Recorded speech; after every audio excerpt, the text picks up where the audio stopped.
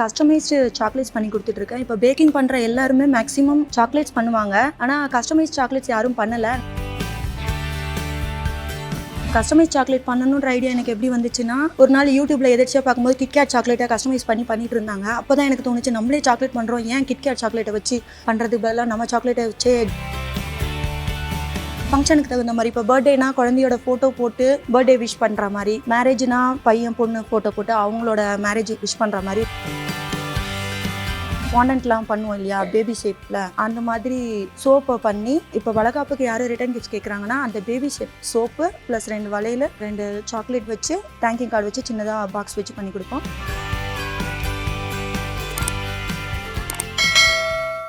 அனைவருக்கும் வணக்கம். நான் ஆண்டாள் ஆழ்வார் சுவாமி. கடந்த 25 ஆண்டுகளாக ஸ்ருதி ஹெர்பல் லேபரேட்டரிஸ்னு ஒரு கம்பெனியை ரன் பண்ணிட்டு வரோம். இப்போ 25வது வருஷம் சில்வர் ஜூப்ளி செலிப்ரேட் பண்ணிகிட்டு இருக்கோம். இதில் தொழில் முனைவோர்களை அறிமுகப்படுத்திகிட்டு இருக்கோம். அந்த வகையில் இன்றைக்கி 7வது பேட்ச். இன்றைக்கி யார் அறிமுகப்படுத்துகிறோன்னு பார்த்தீங்கன்னா வித்யான்றவங்கள அறிமுகப்படுத்துகிறோம். சென்னையிலேருந்து வந்திருக்காங்க. அவங்க பிஸ்னஸை பற்றி இங்கே சொல்ல போகிறாங்க. நம்ம கேட்போம். வணக்கம், என் பேர் வித்யா. நான் சென்னையிலேருந்து வரேன். நான் கஸ்டமைஸ்டு சாக்லேட்ஸ் பண்ணி கொடுத்துட்ருக்கேன். இப்போ பேக்கிங் பண்ணுற எல்லாருமே மேக்ஸிமம் சாக்லேட்ஸ் பண்ணுவாங்க. ஆனால் கஸ்டமைஸ் சாக்லேட்ஸ் யாரும் பண்ணலை. நானுமே ஃபஸ்ட்டு பேக்கிங் ஸ்டார்ட் பண்ணது எப்போனா கொரோனா டைமில் வேலை இல்லை, வீட்டில் இருந்தேன். நான் தான் என் பொண்ணுங்களை பார்த்துக்கணுன்ற நிலமை. எனக்கு இன்கம்க்கு என்ன பண்ணுறதுன்னு தெரியாமல் தான் நான் பேக்கிங் கற்றுக்கிட்டேன். எனக்கு அப்போது ஆர்டர்ஸும் அவ்வளோ வரல, கொஞ்சம் தான் ஆர்டர்ஸ் வந்தது.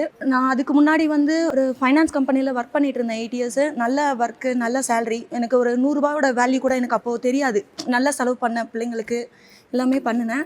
கொரோனா டைமுக்கு முன்னாடி வேலை போட்டு என்ன பண்ணுறதுன்னு தெரியாமல் தான் பேக்கிங் கற்றுக்கிட்டேன். கஸ்டமைஸ் சாக்லேட் பண்ணணுன்ற ஐடியா எனக்கு எப்படி வந்துச்சுன்னா, ஒரு நாள் யூடியூப்பில் எதாச்சியாக பார்க்கும்போது கிட்கேட் சாக்லேட்டை கஸ்டமைஸ் பண்ணிட்டு இருந்தாங்க. அப்போ தான் எனக்கு தோணுச்சு, நம்மளே சாக்லேட் பண்ணுறோம், ஏன் கிட்கேட் சாக்லேட்டை வச்சு பண்ணுறதுக்கு பதிலாக நம்ம சாக்லேட்டை வச்சு வெரைட்டிஸ் ஷேப்பில், இப்போ 5 கிராம்ஸ்லேயும் இருக்குது, 10 கிராம்ஸ்லேயும் இருக்குது, வெரைட்டிஸ் ஷேப்ஸு என்ன ஷேப் கேட்டாலும் அந்த ஷேப்பில் என்னால் சாக்லேட் பண்ணி கொடுக்க முடியும்.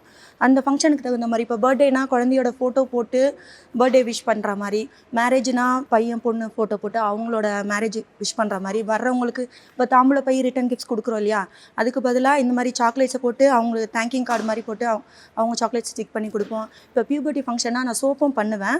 மெல்ட் அண்ட் பியூர் மெத்தடில் சோப் பண்ணுவோம். இப்போ நான் கேக் பண்ணும்போது இந்த பேபி ஷேப்பில் பேக்கிங் பண்ணுறவங்களுக்கு தெரியும், ஃபாண்டன்ட்லாம் பண்ணுவோம் இல்லையா பேபி ஷேப்பில், அந்த மாதிரி சோப்பை பண்ணி இப்போ வளகாப்புக்கு யாரும் ரிட்டர்ன் கிஃப்ட்ஸ் கேட்குறாங்கன்னா அந்த பேபி ஷேப் சோப்பு ப்ளஸ் 2 வளையல் 2 சாக்லேட் வச்சு தேங்கிங் கார்டு வச்சு சின்னதாக பாக்ஸ் வச்சு பண்ணி கொடுப்போம். இப்போ பர்த்டே ஃபங்க்ஷனுக்கு சின்ன பிள்ளைங்களை கேட்குறாங்கன்னா குட்டி ஒரு கிஃப்ட் பாக்ஸு, ஒரு பென்சில், எரேசர் அந்த மாதிரி வச்சுட்டு சாக்லேட் வச்சு பண்ணி கொடுப்போம். அதே சாக்லேட்டோடு நிற்காமல் சோப்லேயும் ரிட்டர்ன் கிஃப்ட்ஸ் பண்ணி கொடுக்க ஆரம்பித்தோம். கேண்டில்ஸில் இப்போ பேபி ஷவர் ஃபங்க்ஷன்னா டீ லைட் கேண்டில்ஸில் சின்னதாக ஒரு பேபியோட கால் தடம் வர மாதிரி, பேபி ஷேப்பில் வர மாதிரி, அந்த மாதிரியும் கேண்டில்ஸ் பண்ணி கொடுக்க ஆரம்பித்தோம். ரிட்டர்ன் கிஃப்ட்ஸ் எனக்கு அவ்வளோவா காண்டாக்ட் இல்லாததுனால இந்த ஈவெண்ட்ஸ்லாம் வச்சு பண்ணுவாங்க இல்லையா, அவங்கள காண்டாக்ட் பண்ண ஆரம்பித்தேன். எனக்கு பெருசாக ஆகணும், நிறைய ஆர்டர்ஸ் வரணுன்றதுக்காக. அப்போ அவங்கக்கிட்டேருந்து எனக்கு நிறைய ஆர்டர் வந்தோம். எனக்கு ஆர்டர் வரதை விட அவங்கக்கிட்டேருந்து வர்ற ஆர்டர்ஸ் எனக்கு அதிகமாக இருந்துச்சு. ஆனால் அவங்க என்னோட நேம் யூஸ் பண்ண முடியாது, அவங்களோட பிராண்ட் நேம் தான் அவங்கள போட சொல்லுவாங்க. என்னோட நேம் என்னால் யூஸ் பண்ண முடியாது. அதுலேருந்து எனக்கு நிறைய ஆர்டர் வர ஆரம்பிச்சது. அவங்களுக்கு நிறையா பண்ணி கொடுக்குறேன். இப்போ நீங்களே இத்தனை பேர் பிஸ்னஸ் பண்ணுறீங்க இல்லையா, இப்போ கஸ்டமர்ஸ்க்கு ஏதாவது தேங்கிங் பண்ணணும் அப்படின்னு நினச்சிங்க, உங்கள் பிராண்டோட லோகோ போட்டு சாக்லேட்ஸ் வேணும்னு நினச்சிங்கனாலும் என்னை காண்டாக்ட் பண்ணலாம், நான் பண்ணுவேன். இப்போது நைட்டு 9 o'clock 10 o'clock வரைக்கும் சொமேட்டோ ஒர்க் பண்ணுவேன். ஆர்டர்ஸ் இருக்கும்போது லீவ் போட்டுருவேன். நைட்டெல்லாம் உட்காந்து செய்வேன்.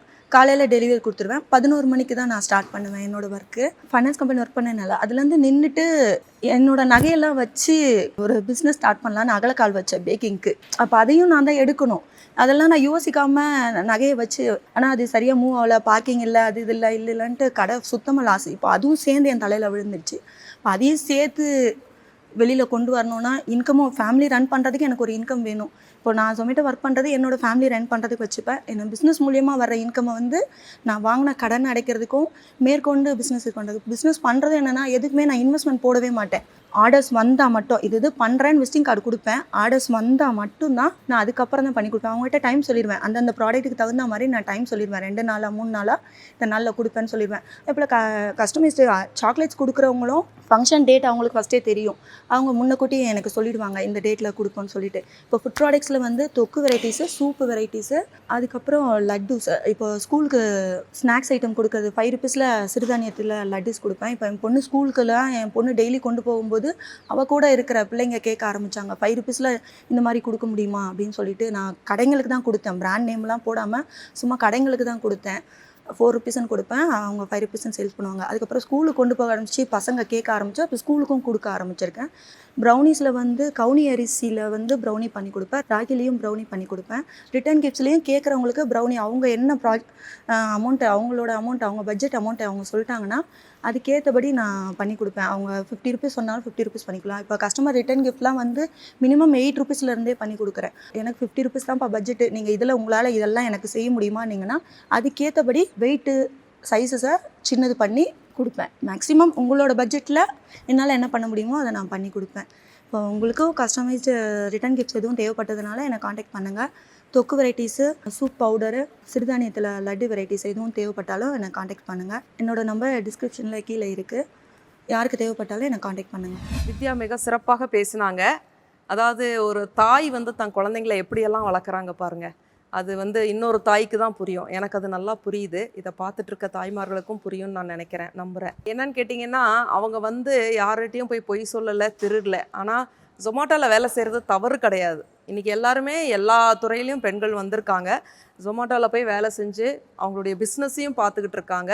இதை பார்த்துட்டு இருக்க மக்கள் அனைவரும் அவங்களுக்கு வந்து சப்போர்ட் பண்ணும்படி கேட்டுக்கிறேன். கீழே டிஸ்கிரிப்ஷனில் அவங்களோட டீட்டெயில்ஸ் எல்லாம் இருக்கும்.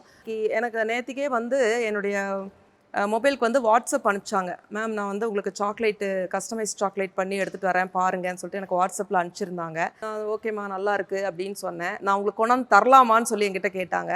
நான் சொன்னேன், எனக்கு கொண்டாந்து தர வேண்டாம், ஆனால் இங்கே வந்திருக்கிற ஆடியன்ஸ்க்கு காட்டுறதுக்காக நீங்கள் எடுத்துகிட்டு வாங்க. ஏன்னா பார்க்குறவங்களுக்கு கொஞ்சம் டிஃப்ரெண்ட்டாக இருக்கும். ஏன்னா இங்கே வந்திருக்கவங்க எல்லாரும் ஒரே மாதிரியான தொழில் முனைவோர்கள் கிடையாது. டிஃப்ரெண்ட்டு. நம்ம ஒன்று செஞ்சு இன்னொருத்தர் கொடுக்குறோன்னா இன்னொருத்தர்கிட்ட இருக்கிறது நமக்கு தேவைப்படும் இல்லைங்களா? அந்த மாதிரி பார்த்து இவங்களுக்கு நல்லா இருக்குமேன்னு சொல்லி கொண்டு வர சொல்லியிருந்தேன். அவங்க சென்னையிலேருந்து கோயம்புத்தூர் வர வழியில் அந்த பாக்ஸ் எங்கேயோ மிஸ் ஆகிடுச்சின்னு காலையிலேருந்து ரொம்ப அப்செட்டாக இருந்தாங்க. நான் சொன்னேன், பரவாயில்ல, நீங்கள் கவலைப்படாதீங்க, தொலைஞ்சு போனதும் நல்லதான், எடுத்துகிட்டு போனவங்களுக்கு இது பிடிச்சிருந்து உங்களுக்கு ஆர்டர் வந்தாலும் வரும். ஸோ அதனால் நீங்கள் அதை பற்றி கவலைப்படாதீங்க. நான் மறுபடியும் இன்னொரு வீடியோவில் உங்களோட ப்ராடக்ட்ஸ் எல்லாம் போடுறேன்னு சொல்லியிருக்கேன். ஸோ ரொம்ப அழகாக இருந்தது. வாட்ஸ்அப்பில் அனுப்பியிருந்தாங்க. அந்த பிக்சரை நான் வந்து இந்த வீடியோவில் அட்டாச் பண்ண சொல்கிறேன், எடிட்டர்கிட்ட சொல்லி பாருங்கள். பிடிச்சிருந்தா இவங்களுக்கு சப்போர்ட் பண்ணுங்கள். சிங்கிள் பேரண்ட்டுன்னு நினைக்கிறேன். சிங்கிள் பேரண்ட்டு சப்போர்ட் பண்ணுங்கள். தேங்க்யூ.